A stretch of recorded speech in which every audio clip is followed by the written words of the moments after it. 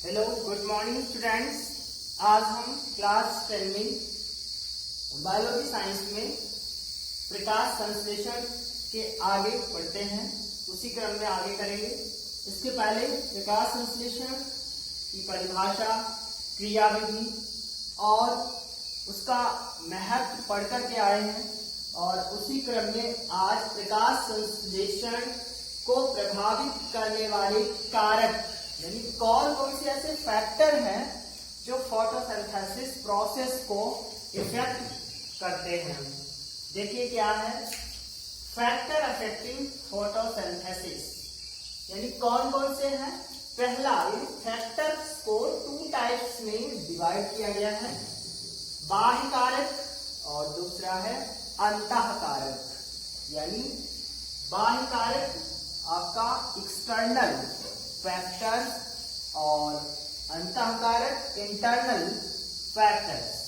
बाह्य कारक आपके हैं प्रकाश, ताप, वायु, जल, खनिज लवण आदि की प्राप्ति।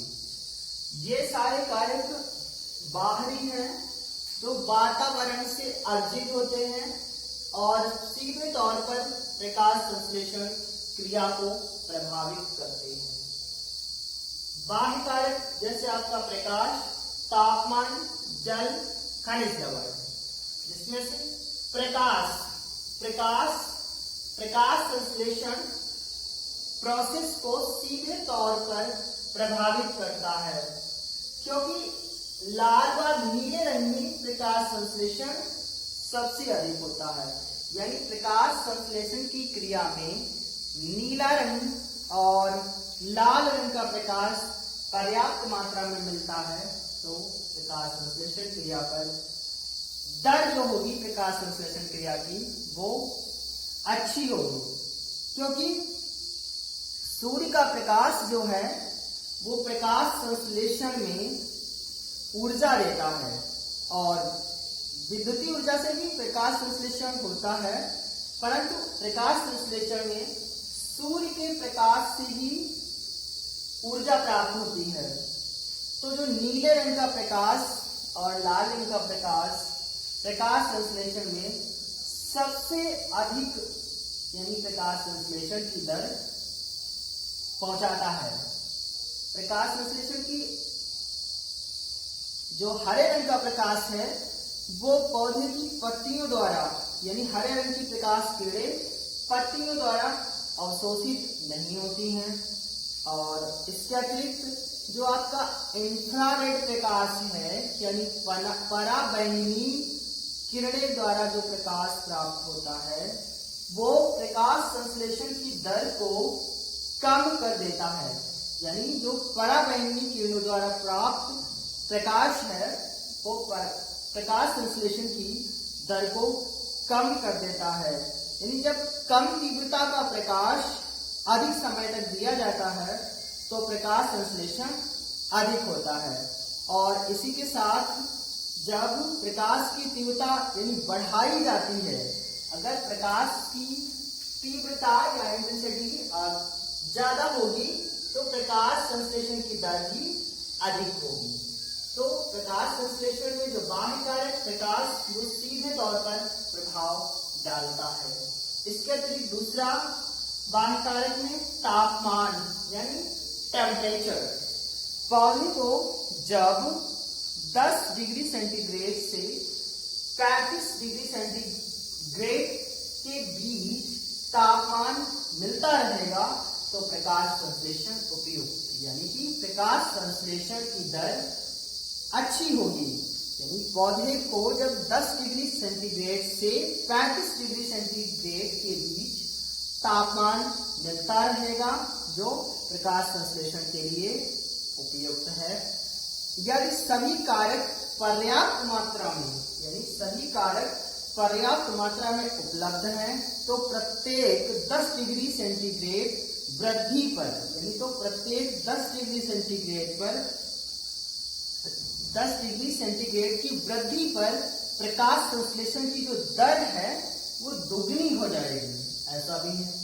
तो सीधे तौर पर कह सकते हैं कि पौधे को प्रकाश संश्लेषण करने के लिए जो तापमान है, टेम्परेचर है, वो 10 डिग्री सेंटीग्रेड से 35 डिग्री सेंटीग्रेड के बीच होना चाहिए, जिससे प्रकाश संश्लेषण की दर उपयुक्त मात्रा में चलती रहे।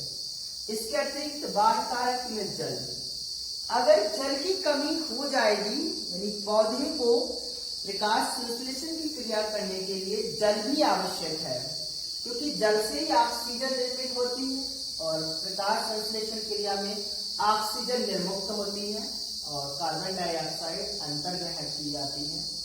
तो जल की मात्रा कम हो जाएगी तो सीधे तौर पर प्रकाश संश्लेषण पर प्रभाव पड़ेगा, यानी प्रकाश संश्लेषण की क्रिया करने के लिए जल की मात्रा भी पर्याप्त रूप से उपलब्ध होनी चाहिए, क्योंकि जल की कमी जो है वो प्रकाश संश्लेषण की दर को प्रत्यक्ष या परोक्ष रूप से प्रभाव डालती है। और निश्चित तौर पर कह सकते हो कि जल की कम मात्रा प्राप्त होने पर प्रकाश संश्लेषण की क्रिया प्रभावित होगी। इसके अतिरिक्त चौथा कारक, बाह्य कारक, खनिज लवण, यानी खनिज लवण भी पौधों के लिए अति आवश्यक है, यानी Fe तथा Mg, यानी फेरस या लौह तत्व, Mg मैग्नीशियम, इन दोनों का काम होता है, यानी इन दोनों खनिज लवणों का काम होता है पौधे में पर्णहरित का संश्लेषण करना। यानी आपका लौह तत्व फेरस और दूसरा मैग्नीशियम, दोनों खनिज लवणों का कार्य है पौधों में पर्णहरित यानी क्लोरोफिल का संश्लेषण करना। और जब ये दोनों क्लोरोफिल यानी पर्णहरित का संश्लेषण करते हैं तो पर्णहरित पौधे को एक निश्चित या पर्याप्त मात्रा में उपलब्ध हो जाता है और पर्णहरित पौधे में प्रकाश संश्लेषण के लिए आवश्यक है। तो प्रकाश संश्लेषण की दर को यानी पर्णहरित भी आवश्यक है और पर्णहरित का संश्लेषण खनिज लवण, लौह तत्व और मैग्नीशियम करते हैं, यानी Fe, फेरस और मैग्नीशियम करते हैं। इससे क्या है कि पर्णहरित संश्लेषित होता है और वही पर्णहरित प्रकाश संश्लेषण क्रिया में सहायक होता है। तो आप कह सकते हो कि फेरस तथा Mg यानी मैग्नीशियम खनिज जो है पर्णहरित को संश्लेषित करने के लिए जरूरी है। इनकी कमी से पर्णहरित यानी इनकी कमी से पर्णहरित की कमी होगी, जिससे प्रकाश संश्लेषण प्रभावित होगा। तो ये 4 कारक थे, वो भी बाह्य कारक थे आपके, यानी एक्सटर्नल कारक थे फैक्टर, प्रकाश, तापमान, जल, खनिज लवण। यानी प्रकाश संश्लेषण की क्रिया को सुचारू रूप से चलने के लिए प्रकाश, तापमान, जल, खनिज लवण की पर्याप्त मात्रा आवश्यक होती है। इसके अतिरिक्त अंतः कारक यानी पौधे के अंदर से संबंधित है या पौधे की आंतरिक संरचना से संबंधित ये कारक हैं और ये भी पौधे की प्रकाश संश्लेषण की दर को सीधे तौर पर प्रभावित करते हैं। तो सबसे पहले जो पौधे की इंटरनल फैक्टर्स हैं उसमें पत्ती की संरचना बहुत मोस्ट इंपॉर्टेंट इसका रोल रहता है। पत्ती की संरचना, क्योंकि पत्तियां प्रकाश संश्लेषण में भाग लेने वाली पौधे का एक महत्वपूर्ण अंग है, क्योंकि हम पढ़ते हैं प्रकाश संश्लेषण के लिए क्लोरोफिल, सूर्य का प्रकाश, जल, कार्बन डाइऑक्साइड आदि पदार्थों की आवश्यकता होती है। तो पत्तियां क्या है कि जो पत्तियों में क्लोरोफिल उपस्थित होता है यानी नवक पर्णहरित, और वही पर्णहरित प्रकाश संश्लेषण में सहायक है। तो अगर पत्तियों का आकार छोटा होगा या पत्तियां पर्याप्त मात्रा में पौधे में विकसित नहीं होंगी तो प्रकाश संश्लेषण की क्रिया सीधे तौर पर प्रभावित होगी, क्योंकि पत्तियां प्रकाश संश्लेषण में महत्वपूर्ण भूमिका निभाती हैं। या प्रकाश संश्लेषण करने का एक महत्वपूर्ण पौधे का भाग अंग है।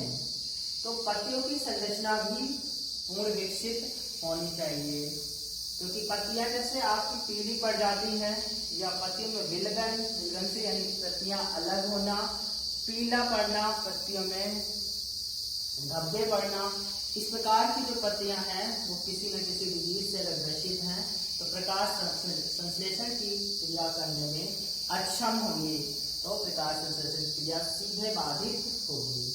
इसके बाद स्टोमेटा की स्थिति, संरचना एवं संख्या तथा वितरण। स्टोमेटा क्या होता है पहले ये समझते हैं। किसी पत्ती की जो पत्ती पौधे की है उस पत्ती पर छोटे छोटे छिद्र पाए जाते हैं। वो छोटे छोटे छिद्र का कार्य होता है वाष्पोत्सर्जन की क्रिया करना, क्योंकि पौधा कभी कभी अनावश्यक जल को ग्रहण कर लेता है, यानी पौधा आवश्यकता से अधिक जल को ग्रहण कर लेता है, तो पौधे में वाष्पोत्सर्जन की क्रिया के द्वारा रंध्र की सहायता से अनावश्यक जल निकल जाता है, यानी उत्सर्जित कर दिया जाता है। तो जो ये स्टोमेटा है ये पौधे की पत्तियों पर छोटे छोटे छिद्र के रूप में उपस्थित रहता है और ये पौधों में वाष्पोत्सर्जन की क्रिया में महत्वपूर्ण भूमिका निभाता है। इसके अतिरिक्त प्रकाश संश्लेषण को भी सहायक है, प्रकाश संश्लेषण में भी सहायक है। तो स्टोमेटा की स्थिति यानी पत्ती पर स्टोमेटा किस प्रकार है, यानी इसकी संख्या कितनी है, किस प्रकार वो व्यवस्थित है, उसका वितरण किस प्रकार है, यानी पत्ती के एक ही भाग पर अधिक है या पत्ती की संपूर्ण संरचना पर उपस्थित है। तो ये भी एक कारक है, क्योंकि ये कारक पत्ती से ही संबंधित है, यानी पत्ती की संरचना में ही आ जाता है। स्टोमेटा की स्थिति, संरचना या संख्या, वितरण, यानी जब पत्ती स्वस्थ होगी तो उस पर स्टोमेटा का भी पूर्ण विकास हुआ होगा और स्टोमेटा की भी संख्या अच्छी होगी। इसके अतिरिक्त तीसरा कारक अंतःकारक में पेलिसेड कोशिकाओं में पर्णहरिण, यानी वो पेलिसेड कोशिकाएं वे कोशिकाएं हैं जो पत्ती की संरचना को निर्मित करती हैं, यानी पादप के शरीर में पेलिसेड कोशिकाएं पत्तियों को बनाने में निर्मित होती हैं और उन्हीं पत्ती में उपस्थित पेलिसेड कोशिकाओं में क्लोरोफिल पाया जाता है, यानी पर्णहरिण। क्योंकि पेलिसेड कोशिकाओं में अगर पर्णहरिण अनुपस्थित होगा या पर्णहरिण निर्मित नहीं होता होगा तो प्रकाश संश्लेषण की क्रिया प्रभावित होगी। इसलिए कोशिकाओं में यानी पत्तियों की कोशिकाओं में पर्णहरिण का होना अति आवश्यक है, क्योंकि पर्णहरिण जो है इसकी मात्रा प्रकाश संश्लेषण की गति को यानी दर को प्रभावित करती है। तो प्रकाश संश्लेषण को प्रभावित करने वाले कारक में अंतःकारक में पत्ती की संरचना यानी स्ट्रक्चर ऑफ लीफ, उसके बाद स्टोमेटा की स्थिति, स्टोमेटा को रंध्र कहते हैं, स्टोमेटा यानी छिद्र, पत्तियों पर छिद्र की क्या स्थिति है, उसकी संख्या कितनी है, उसका वितरण किस प्रकार है। इसके अतिरिक्त तीसरा कारक अंतःकारक पेलिसेड कोशिकाओं में पर्णहरिण, यानी पत्तियों पर उपस्थित पेलिसेड कोशिकाओं में पर्णहरिण किस प्रकार है, क्या विकसित हुआ है या नहीं, कितना है। तो प्रकाश संश्लेषण को प्रभावित करने वाले कारक बाह्य कारक, अंतःकारक इस प्रकार हैं और ये बहुत इंपॉर्टेंट हैं, इसलिए आप इनको अच्छे से पढ़ना।